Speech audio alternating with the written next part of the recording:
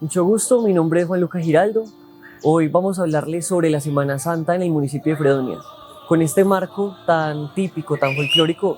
que nos representa, vamos a enfocarnos en nuestro folclore, en nuestra tradición, en todo lo que tiene que ver con nuestra identidad.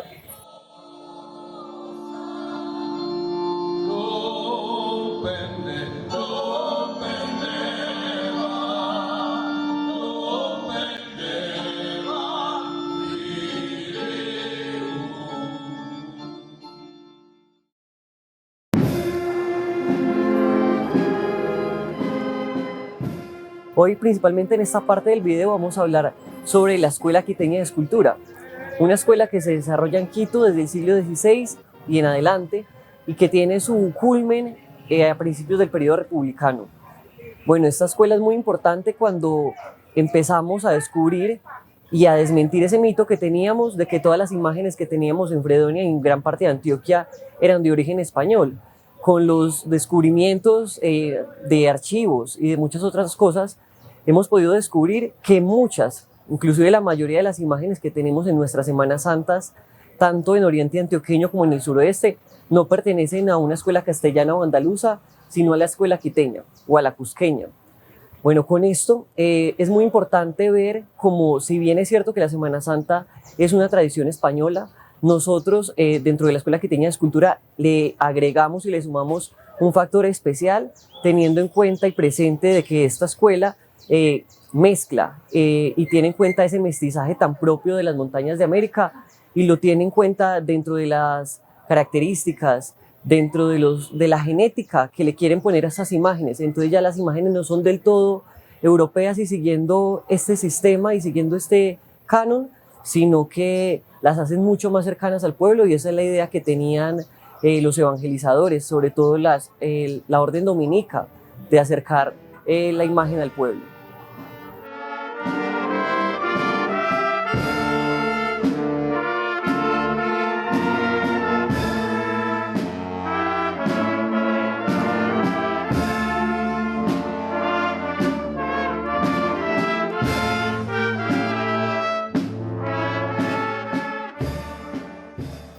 Cuando pensamos en Semana Santa, inmediatamente pensamos en las procesiones.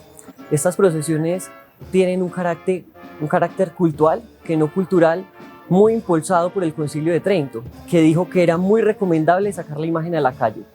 Esta imagen, que si bien nos transmite una idea de divinidad, no está queriendo hacer una recreación de un periodo concreto de la historia, no está recreando lo que era Jerusalén o lo que fue la vida real de Jesús, sino que a través de unos símbolos nos quiere dar una idea catequética.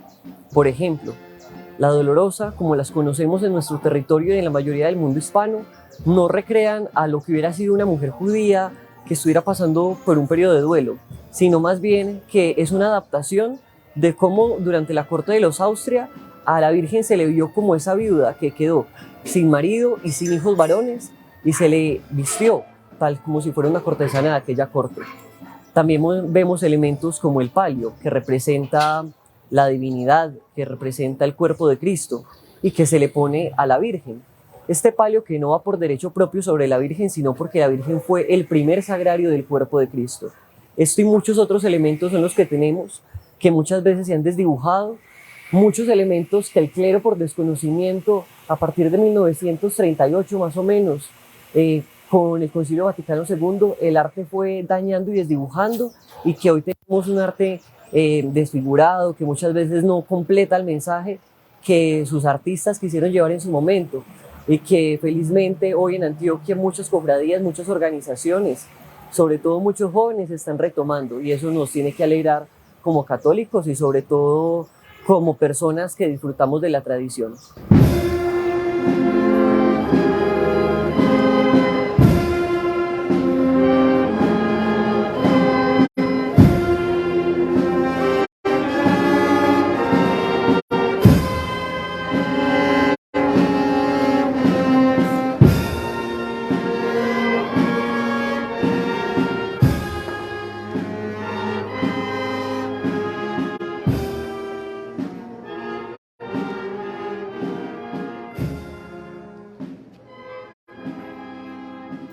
Con esto de las procesiones, que es algo tan nuestro, tan folclórico, que es algo más que propio de la Iglesia Católica, es algo muy propio de la cultura hispana, tenemos que reconocer varios elementos que se conforman en la procesión. Uno de ellos es la persona del carguero. El carguero, el cargador, el costalero. Depende de la localidad, se llama de una manera diferente y se carga de una manera diferente. Esto tiene mucho que ver con las características geográficas del pueblo, de la ciudad donde se lleva, de las esquinas, del trazado de las calles. Es muy interesante ver cómo, aunque en algunas ciudades y en algunos pueblos se llevan debajo y el carguero tiene un protagonismo casi que nulo, en Antioquia sí es muy importante y se resalta mucho y es un honor para las familias que lo llevan. Vemos cómo algunos de los pasos de nuestra Semana Santa vienen siendo cargados por la misma familia, el mismo apellido, durante más de 4 generaciones, y cuando no hay un sucesor varón, incluso muchas veces ya vemos muchas mujeres que están relevando a estos señores y ya son muchas mujeres las que se integran hoy a este oficio del carguido. Dentro de este oficio también vemos un factor muy particular que me gustaría resaltar y que si bien es cierto que dentro de la estética tal vez no cuadra mucho, es muy bonito verlo cómo en Fredonia se adapta este elemento tan típico de nosotros como es la ruana para cargar la imagen. Es decir, la Semana Santa no es algo ajeno a nuestra cultura, no es algo demasiadamente preparado, no estamos siguiendo un papel, un formato, algo demasiadamente rígido, sino que tomamos cosas que están dentro de nuestro contexto para hacerlas parte del ritual. Y yo creo que eso es algo muy importante.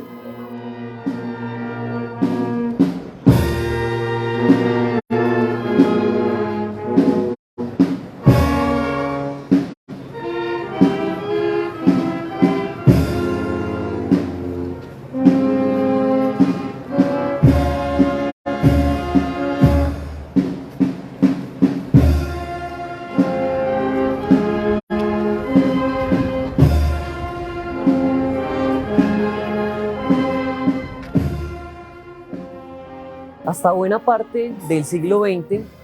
al menos hasta muy a principios del siglo XX, no tenemos dentro de los cortejos procesionales la figura de la música como banda, sino que tenemos referencias, incluso desde ya en el siglo XV, con los primeros viacrucis que se realizaron en España, que a estas procesiones, a estos rituales externos, los iban acompañando unas corales, ya sean de voces blancas de niños, de monjas de clausura, o de personas, de laicos comprometidos que, fieles a la causa, se unían y ponían su voz al servicio de embellecer este culto. Durante la Semana Santa vemos mucho que se cantan cánticos,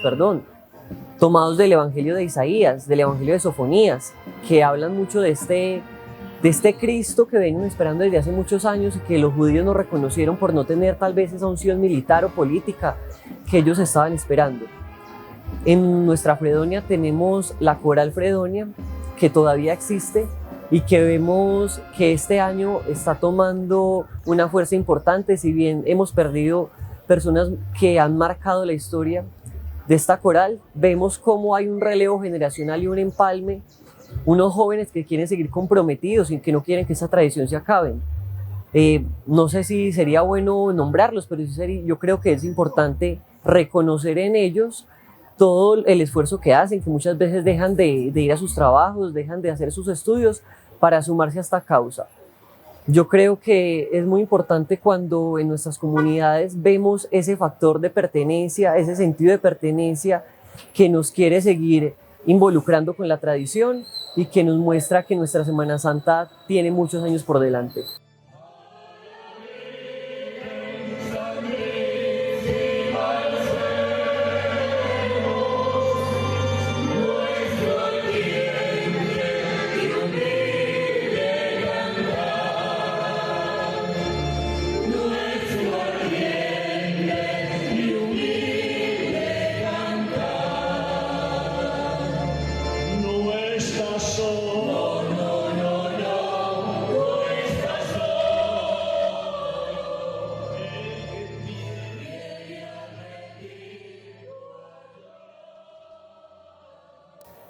Ahora continuamos con uno de los factores que yo creo que en Antioquia, no solo en Fredonia, sino en Antioquia como tal,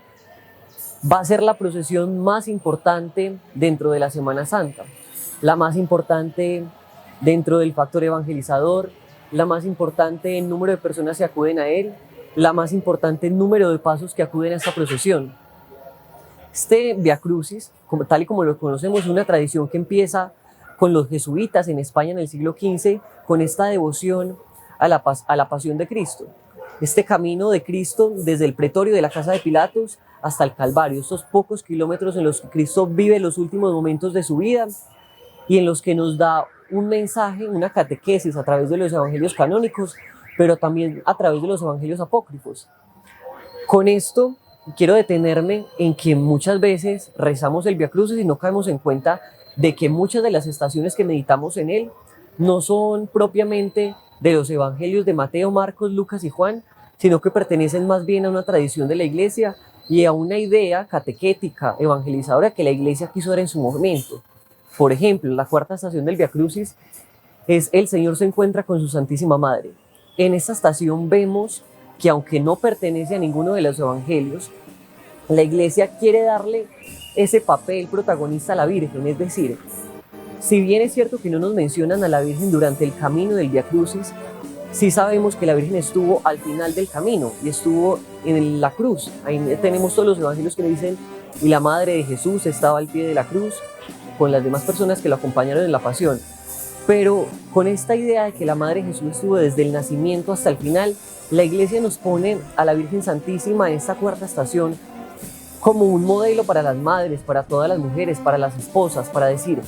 María es la mujer que siempre está. También con la idea de que las mujeres se identificaran con ella, que fueran acompañadoras, la perspicacia de la que tanto nos habla la educación educacional,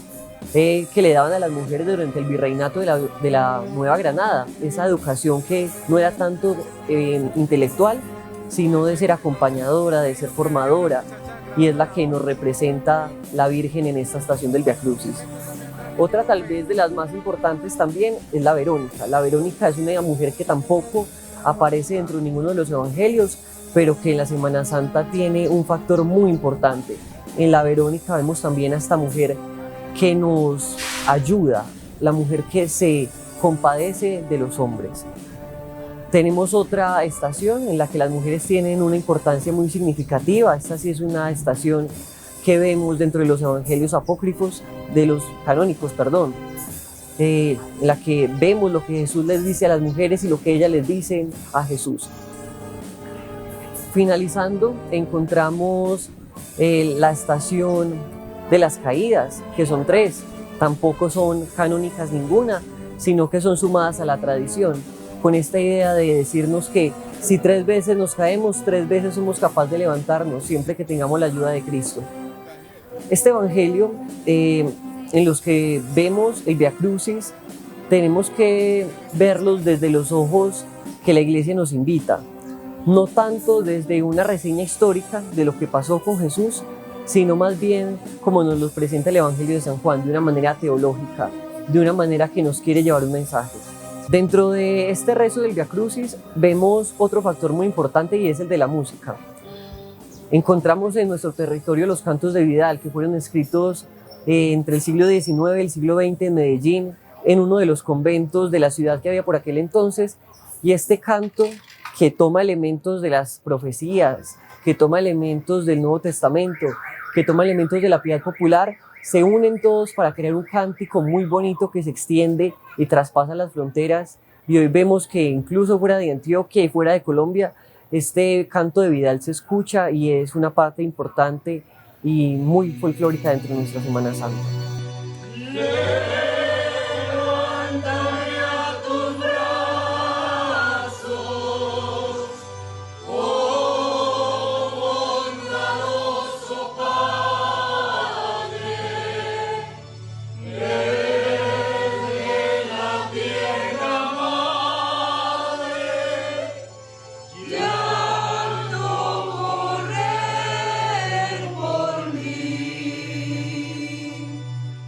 Ven.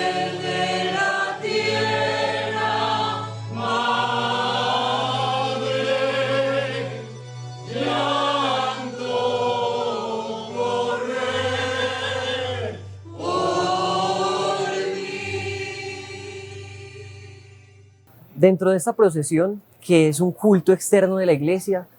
además del paso, vemos unas personas que lo acompañan y no son los acólitos, sino un cortejo de personas, bien sean laicos, bien sean una cofradía, bien sean una hermandad, que acompañan el paso ordenadamente. Estas personas las encontramos ya en el siglo XV en España con las procesiones que se hacían sobre todo en la mañana del Viernes Santo, que se hacían desde una iglesia central hacia los humilladeros que eran como decir lo que en nuestra cultura popular llamaríamos una gruta campestre, una gruta en el campo. Ellos tenían un templete con una cruz y hacia allá era donde se dirigía la procesión del Jueves Santo y del Viernes Santo principalmente.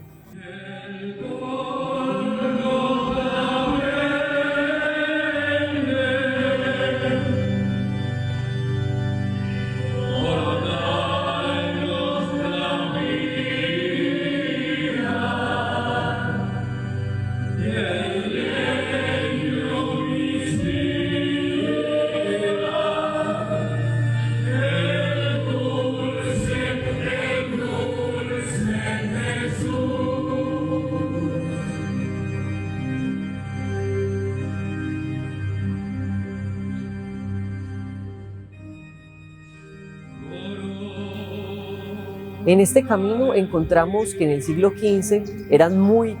resaltantes los disciplinantes. Los disciplinantes eran unos varones que pertenecían a una cofradía de Semana Santa y llevaban la cabeza cubierta y el pecho descubierto y hacían penitencia flagelándose, al igual que Cristo. Ya después nos encontramos que desde la iglesia los clérigos dicen que no está bien hecho, también por ciertas trampas que se estaban haciendo. Aquí es muy importante ver, y yo creo que es destacable ver cómo todas las élites sociales, hasta los más pobres, se encuentran en Semana Santa. Entonces la iglesia quiso apartar esta práctica porque entonces los más ricos, las cofradías de los nobles y de los terratenientes, crearon una especie de armadura que era hecha de piel de conejo o de piel de animal y dentro la llenaban con vino. Entonces, claro, yo no percataba de que esa persona la tenía y él se flagelaba de tal manera tan fuerte que hacía reventar el vino que había dentro de esta armadura y todos pensábamos que era sangre. Entonces, ellos hacían una penitencia falsa, mientras que las personas que no podían adquirir esas armaduras, pues sí tenían que hacer una penitencia real. Esto es lo que hace que la iglesia vaya invitando a que alejemos esta práctica y empieza a tomar importancia el hermano de luz. El hermano de luz es una persona que su penitencia es ir mirando hacia el frente, en silencio durante varias horas, con la cabeza cubierta, con una túnica larga y con una vela alumbrando ya sea a la Virgen o al Señor. En Antioquia, la imagen del Nazareno, que es esta persona que va con capirote, que es un elemento que tomamos de la Santa Inquisición, no es muy importante, al menos en el suroeste y en la mayoría de los pueblos republicanos no lo vemos como con tanta frecuencia, al menos no lo teníamos en antiguo. Si bien es cierto que muchos lo están haciendo ahora y lo están retomando, en estos pueblos no lo teníamos así, sino que quienes acompañaban el cortejo fúnebre era casi siempre esa aristocracia local, esas personas que vivían en el marco de la plaza, y los varones con sus mujeres y sus hijos eran los que iban vestidos de negro, acompañando los cortejos desde el jueves y el viernes santo, que fueron los inicios de la Semana Santa. Inicialmente fueron estos 2 días los que tenían procesiones nocturnas y eran estas personas las que acompañaban de manera con la cara descubierta y siendo un símbolo de rancia aristocracia, eran los que acompañaban el cortejo fúnebre durante estos días de la Semana Santa.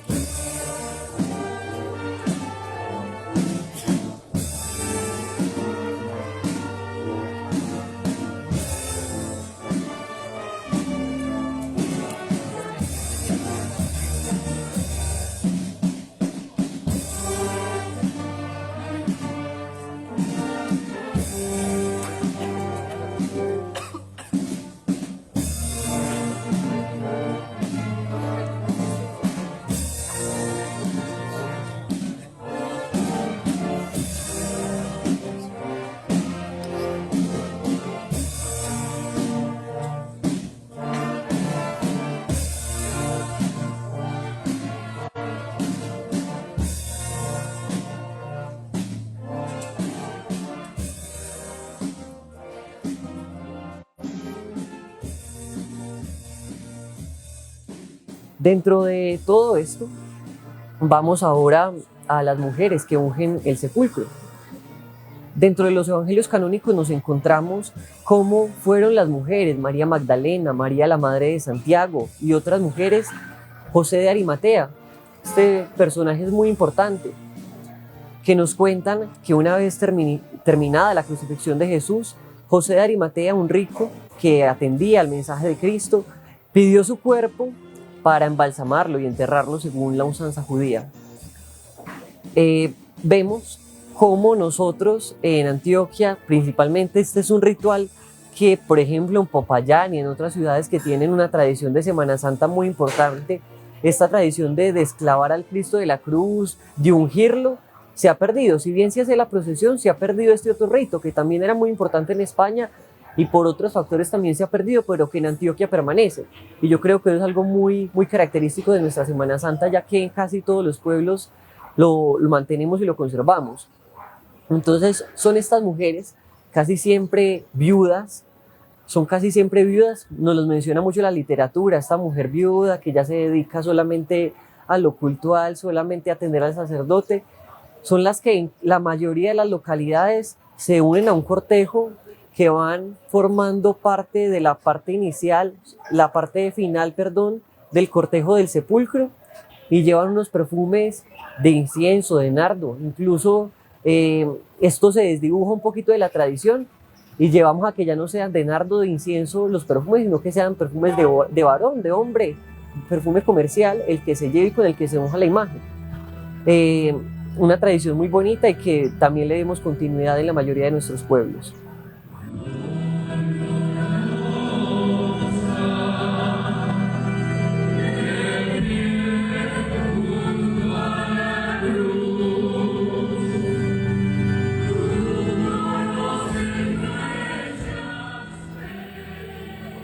En esto que quiero retomar de la Semana Santa en Fredonia principalmente,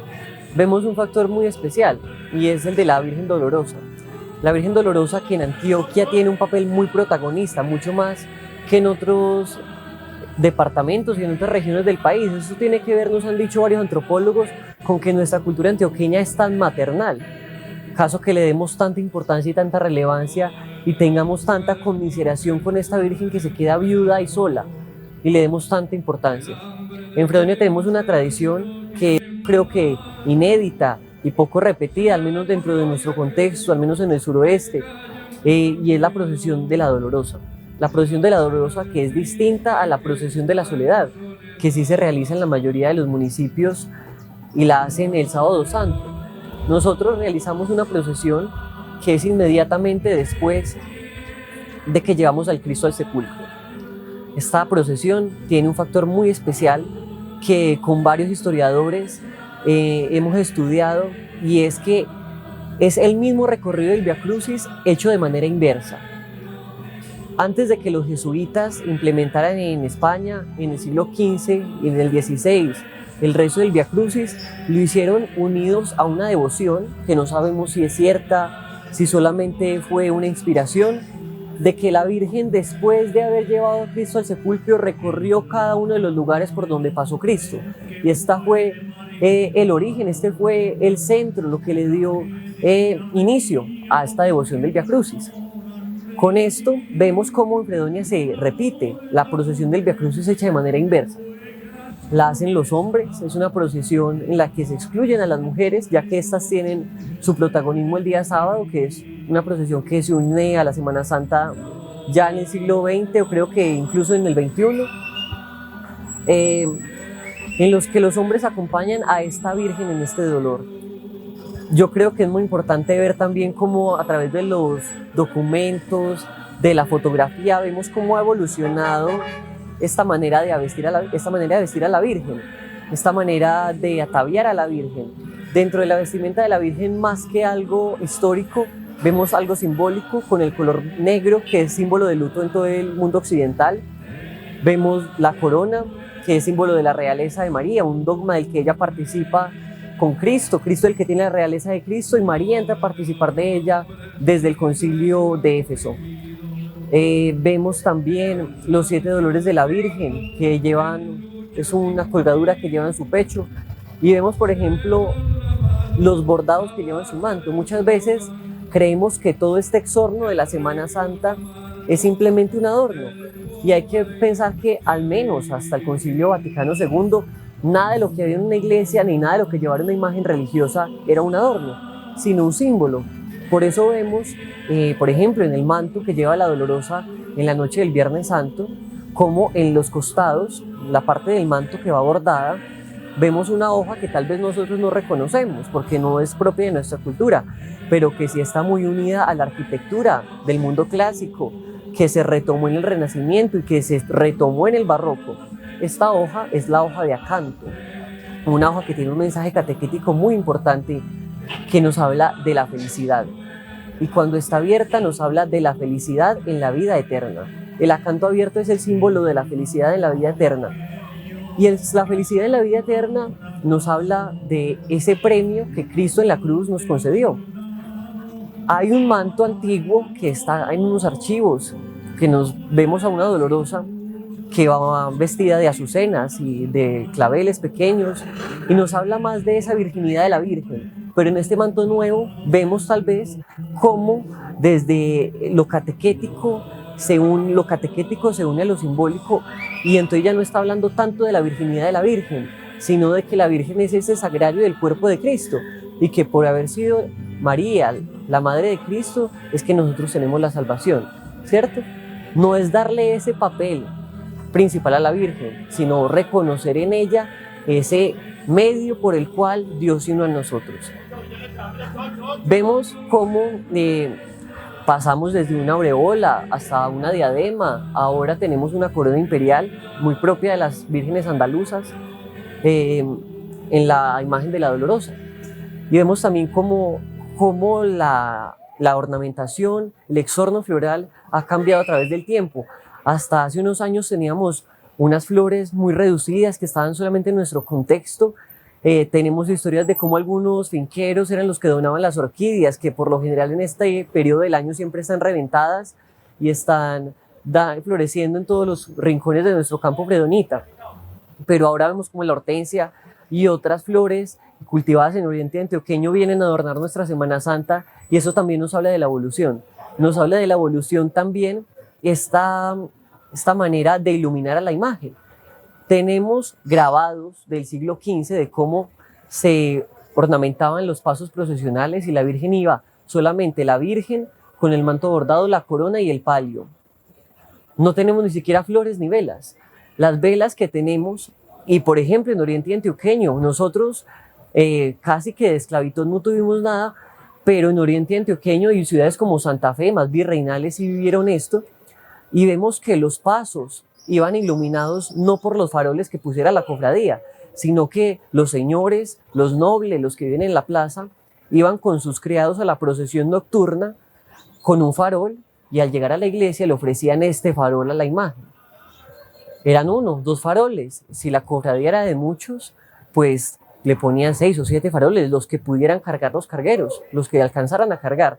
Pero entonces vemos cómo es este símbolo de que le ofrecen también la luz, la imagen también se le ofrece la luz. Hoy la vela, si bien es cierto que ha desaparecido un poco, ya tenemos una iluminación artificial que nos permite ver otros detalles que en antiguo no podíamos ver porque las calles eran muy oscuras, porque la vela no alcanzaba a mostrarnos todos estos detalles, y hoy gracias a la tecnología tenemos una Semana Santa mucho más expuesta, que nos deja ver mucho más del tallado, mucho más de la policromía y mucho más de toda la factura de las imágenes que tenemos en nuestra Fredonia. Cuando en el mundo existe y yo lo llena, cuando en el mundo existe no me puedes saciar. Es todo muy pequeño, mi corazón muy grande. Es todo muy pequeño. Pasando de esta noche del Viernes Santo, llegamos ahora al Sábado Santo. un día en el que la Iglesia nos invita al ayuno, a la reflexión ante el sepulcro de Cristo. En Fredonia tenemos una tradición con las mujeres que es la misma imagen que los hombres llevan el Viernes Santo en la noche, las mujeres la llevan solas el Sábado Santo en la tarde. Es muy significativo ver cómo estos dos personajes, tanto el hombre como la mujer, tanto los ricos como los pobres, los campesinos como los aristócratas de la plaza, se unen en la Semana Santa y se pierde todo tipo de diferencias y todos estamos juntos en la Semana Santa. En un siglo como el XXI, en el que cada vez se nos invita más al individualismo, al apartarnos, vemos como la Semana Santa, y precisamente nuestra Semana Santa hispana, es la que sigue uniendo, la que sigue convocando, la que nos sigue juntando a rezar juntos, a meditar juntos, a comer juntos y a reírnos juntos, porque en la Semana Santa también nos reímos, también nos encontramos. Vemos esta imagen de la Dolorosa que identifica a muchas mujeres viudas, a muchas mujeres que han perdido sus hijos. Incluso durante la colonia vemos, en el virreinato, mejor dicho, vemos cómo las imágenes que se estaban tallando en Popayán, en Santa Fe de Bogotá, vemos cómo tienen un dolor muy interiorizado, no como la imagen castellana, que es esa virgen vieja que exterioriza su dolor, que llora, sino que es un dolor muy aristocrático que pertenece a esta aristocracia a la que la Virgen pertenece,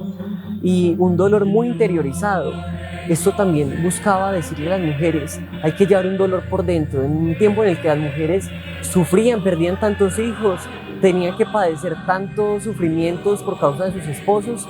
este era uno de los mensajes que el arte nos enviaba: llorar en silencio, sufrir en silencio, al igual que muchas de las imágenes de Cristo, que no tienen un dolor hacia afuera, sino un dolor muy interiorizado.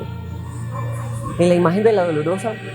si bien es una talla de candelero, con una policromía que lastimosamente no es la original,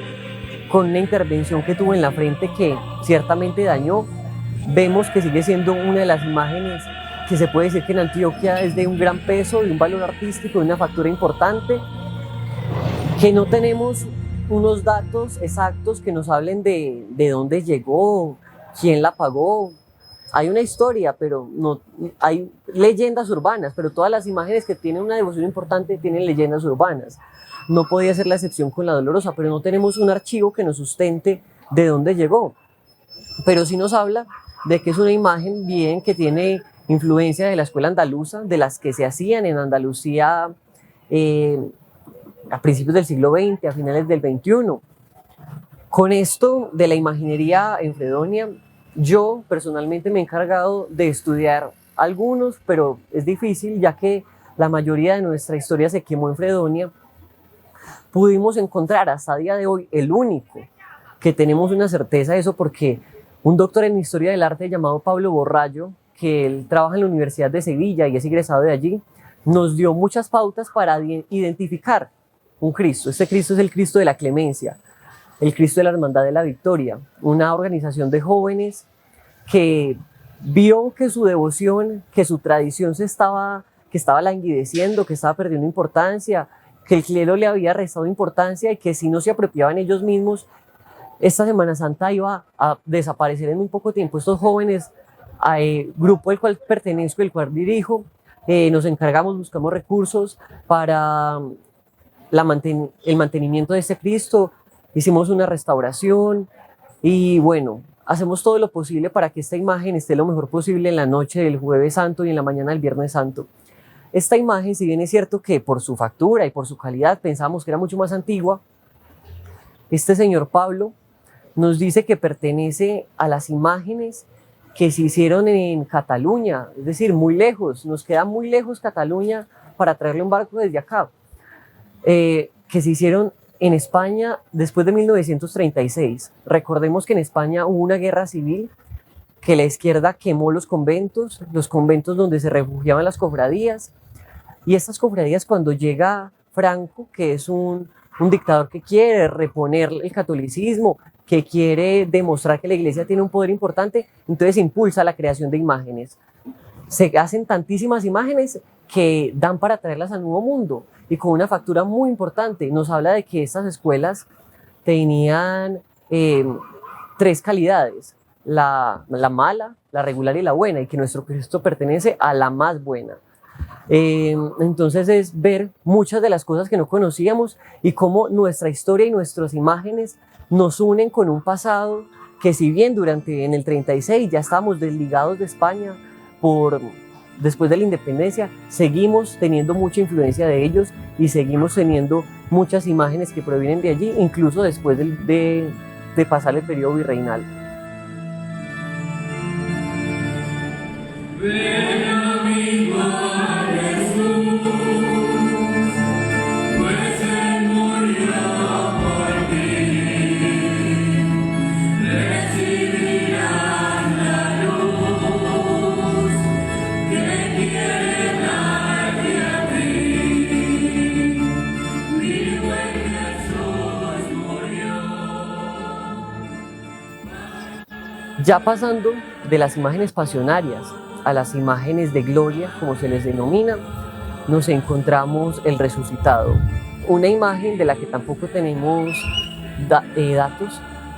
Yo creería que no es española, yo creería que es una imagen quiteña de muy buena factura. Nos representa ese Cristo fuerte, ese Cristo que sale del sepulcro, esta imagen que desde hace muchos años la Asociación de Maestros Jubilados se viene encargando de ella, en la que podemos encontrar a doña Ligia Arenas, a don Jaime, a doña Gloria, que han sido los que por muchos años se han encargado de él, limpian la sábana, lavan la sábana, brillan las potencias, se han encargado de las restauraciones cuando lo han necesitado y son los que le dan este broche de oro a la Semana Santa. Yo creo que la Semana Santa en Fredonia, en Antioquia y en todas partes ha tenido una evolución, y esto nos habla de que la fiesta sigue viva, así como nuestra lengua evoluciona y cambia porque sigue viva, nuestras tradiciones también evolucionan y cambian, y esto nos habla de que no es una tradición muerta, una tradición que esté en vía de extinción, sino una tradición que está cambiando, que tenemos que darle unas pautas para que cambie dentro de su contexto y para que cambie siendo fiel a su origen. Pero hoy vemos como muchas personas, a mí me da sensibilidad ver como muchas personas que durante todo el año no participan de la misa, incluso se declaran que no son creyentes, durante la Semana Santa se ven muy incluidos en las procesiones, en los rituales. Y yo creo que al fin y al cabo estas personas se terminan enamorando, si bien no necesitan enamorarse de la teología o de la iglesia como tal, sí terminan captando algo del mensaje religioso que va sobre las imágenes, sí terminan sintiendo una sensibilidad, y yo creo que es muy importante ver cómo, aunque algunas de estas personas no pertenecen a nuestra religión, somos capaces de convivir en paz, somos capaces de tener una calle en silencio, nadie se opone al culto, nadie se opone a llevar una imagen en la calle,